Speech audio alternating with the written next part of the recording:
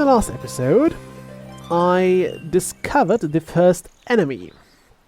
Well, not the first, the actual first enemy kinda got destroyed by those trolls.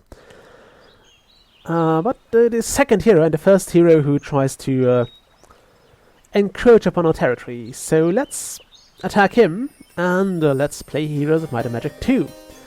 By the way, if you saw this menu thing here, I didn't actually want to save the game. Actually, I did want, just in case I lose this. But I also remembered that hitting page up or page down, which are my start and stop recording keys, actually moves my hero. And I don't want to waste movements on that. So that's why I hit the menu, so I wouldn't waste movements on that. Okay, this is actually not a bad fight to have. We will magic arrow. I hope this will be enough. Okay, so now his ranged abilities are drastically cut short. He blinds my rocks, which is, well, annoying to say the least. I was kinda hoping I could use those. However, we won't bother with the peasants for a while. Those ogre lords are probably the most dangerous troops for a while, because they are very durable. Goblins are tier 1 troops. Okay, we don't need to worry about those. As you can see, peasants are very slow, so they move, I think, 2 tiles each round. Those guys are slow, so yeah, they move 2 tiles each round. There is only one slower speed than slow, and that is, I think, called creeping. It was something like creeping in German. So I suppose it's the same in English. Well, not exactly the same, but quite literal translation. Okay, this... Stop blinding them. Yeah, that wasn't a smart idea. Let's move those here. Also, can I unblind them? I can't. I can blind the enemy. And by the way, blinding... Is that actually... Yeah. Blinding is removed if the troop takes damage. Now, obviously, I can't magic arrow my own troops. Even though I feel kind of tempted to. Okay, some ogre lords died.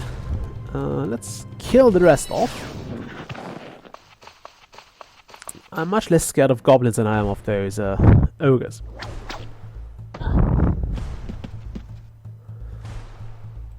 Although goblins aren't very scary either. Can I get 100 damage out of those? Let's see. Damage 2 to 3. That would not quite cut it, so we'll still go in. Just for the sake of going in. As you can see, peasants are essentially made of, I don't know, paper or cardboard or something. They're not a big deal. I'll kill the goblins here because those would get their turn next. And now it's just butchering the peasants. Turns are, I think it's like in the first game, where the turns are... Oh, nice. Determined by the speed of the troop. Ooh, those are both very useful. I'll go with archery. Because, well, 10% more damage. So the fastest troop always starts, which means knights have a good shot there because they have upgraded cavalry. I don't know what they are called here, but they have those, and those are extremely fast. Is that really not a wizard? Yeah, it's a barbarian. So yeah, they're extremely fast, which means the only other unit that is as fast is the Phoenix, which also can't be upgraded. I think it's very selective in regards to which troops can be upgraded and which can't. There are actually places where most of the troops can be upgraded, and I think halflings actually never can be upgraded. That is something that popped to memory now. Might be wrong there, but I hope I'm not. And also, since the passageway there has been opened, we'll go in there and hope we can grab the castle while his, what I presume is a fair bit of his army is, well, lost. Okay, we want all the halflings here. All of those guys. We actually can't hire that much more. We want as many rocks as we can get. I'm actually not bothered with the golems. But now Myra has some sort of defensive capability, which is awesome. We'll not be able to tackle the Orc Chiefs, but I guess we can try to go for the Centaurs there. We'll not be able to afford another building, so let's not bother with that. More morale, always good. This only lasts one battle, by the way, so it's generally not a bad idea to revisit those places if you're having a battle close to them. Ah, didn't want to do that. Want to do that. We need mercury, money, and gems. We actually have a gem mine now, so this would be something we can afford in a reasonable amount of time. I could also trade in some resources, some of those, but I don't think that'll sort it out right now, because we don't have enough of those. We need a fair amount to actually get anywhere. By the way, those refill all your magic. Don't think we need that right now. Witch Doctor's Hut, what is that doing? I forgot what that did. I don't think it's similar to the other place, to the crap, I forgot it now. Witch's Hut. I think this gives you one stat. Forgot which though. Okay, we'll attack the bigger stack, and yeah. Battle Mages.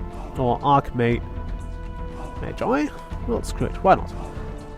Okay, let's blind those. Then get the rocks here, because this will bind those 2 stacks of Centaurs, which will reduce their offensive abilities. Didn't lose anyone here, which is good.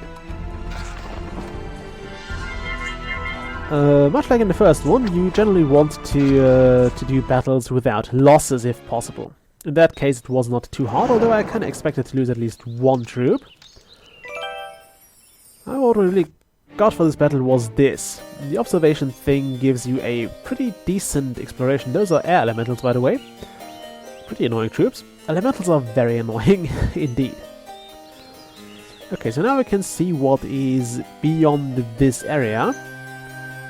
And there don't seem to be any naval treasures, so I don't think there's much of a point in trying to get onto the seas. This is just, yeah, obviously you can't dig in the ocean. Let's just see, it's just decoration. This is all just decoration. That's an artifact. Forgot what it does though. It's been so long since I played. I actually once knew what all the artifacts did. Like with the exact value of this gives you this much attack, and this gives you +3 this, and so on. It used to impress my brother at some point. It's actually kind of weird, but yeah, I was somewhat proud of that. Okay, let's see what the Witch Doctor's Hut does. Gives you knowledge. An orcish witch doctor living in the hut deepens your knowledge of magic by showing you how to cast stones, read portents, and decipher the intricacies of chicken trails. That must have been one fun lesson. I don't want to attack the elves though, because elves I think have 2 shots, so you're bound to lose troops there. We're also at 22 out of 40 mana. Let's check this next turn. I think you recover as many as you as many mana points as you have knowledge, but we'll see. Let's also go back here, because I think we need more troops for that. So, 22 mana. 1 turn later. Oh crap, the month of the unicorn. The unicorn population doubles. All other dwellings increase population. This second part, okay, we only get 1 point of thing, 1 point of 1 mana point a day. So it might be a good idea to check to visit the next magic well. Also, you don't always get a upgraded stack of troops in the enemy stack, of course. And also, I probably forgot to set up a countdown again. So this episode might be a long or short one. I'll break it after this battle. This shouldn't be much of a problem, so we'll just use this to grind up experience.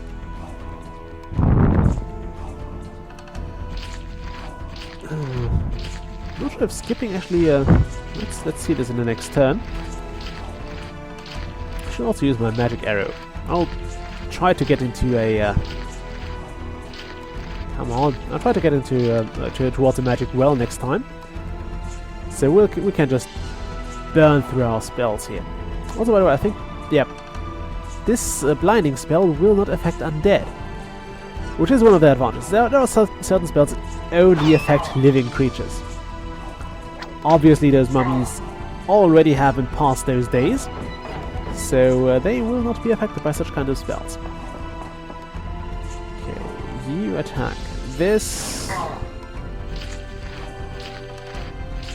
I don't mind losing a golem or two, because once I get to giants or titans, those would be even better, I'll not have to worry. Okay, the mummies are... the rocks are cursed now, that's not a big deal. Stop there. Yes. Great. Cursed makes a unit do the minimum amount of damage every time. So those guys would do 4 times 13 damage. Okay, let's magic arrow a bit. It's a very cheap spell to cast, so let's just fling that around. Oh, let's do this. Wow, lucky guys. By the way, luck is also a skill you can learn. Let's skip that. Do this. Not too worried about my guys down here. One weird thing I've just noticed is that I think my memories of the various Heroes games kind of blend into each other now. So I do remember having a first aid tent, but I don't think it was in this game. It was in Heroes 3 that you could have a first aid tent, which would recover your troops' health. And it went on from there. I don't think that there was one in the 4th one, but Heroes 5 definitely has a first aid tent. I remember that best because it's the one I played most recently. Also, do you want to attack those unicorns? I was hoping they'd scatter. Shit. Okay, this is not especially good because I don't think we're equipped to deal with those guys yet. But let's hope we are. Let's also magic arrow them. I should have probably held on to that. How fast are they? I don't think they will reach my... Shut up, cell phone.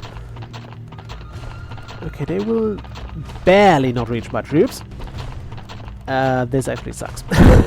This is very bad. And I mean very bad. Okay, let's see. I can hopefully eliminate this guy. I don't know if it's unicorns or the upgraded versions. Oh wow, they killed the rock. That is indeed bad. Luck is good. We need luck. And we probably need to leg it after that. Okay, we form a protective ring around the halflings here. Okay, we'll blind those. So they will not bother us for a turn or two. We'll attack those just to eliminate some of them. Then we'll keep going for the rocks because... Oh wow, do rocks get... No, they don't get more retaliations here. Wow, they killed an Archmage. Okay, how many are those? 4. I think we want to get that one out of the way, so we can do range attacks next turn. Yeah, we can't cast a spell yet. Attack those. Attack those. Good, another unicorn bites the dust. I hear they're very tasty, at least in Dwarf Fortress they're very tasty unicorns. Okay, that's probably gonna kill another Archmage. No, it doesn't. Haha, nice. Okay, now... we'll attack those from above. So those will essentially keep them from attacking my halflings.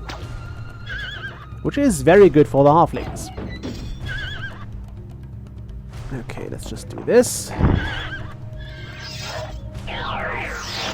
Oh wow, I thought it was only the upgraded version, but yeah, unicorns can blind, and obviously the upgraded version can do that as well. And it's a real pain in the arse. Okay, I might want to get new troops in now, because this kinda sucked. So let's just go back. And by the way, this 4+ here is how many turns it will take to get there, and I think it only means the current rate at which you're moving. So, yeah. We should be here in 2 turns. I should go to the fountain. So now it should actually say something along the lines of... It says 2 now. That's okay. I think in the version I played it was like that. And now we get a wizard again. So yeah, I think this place only has a high chance of giving you a wizard. But it's not guaranteed at all. Oh well. Who knows? Who cares? Next time we will hopefully be able to eliminate one of our opponents. I don't care which one. Anyone will do. However, until then, I'll see you next time. Bye!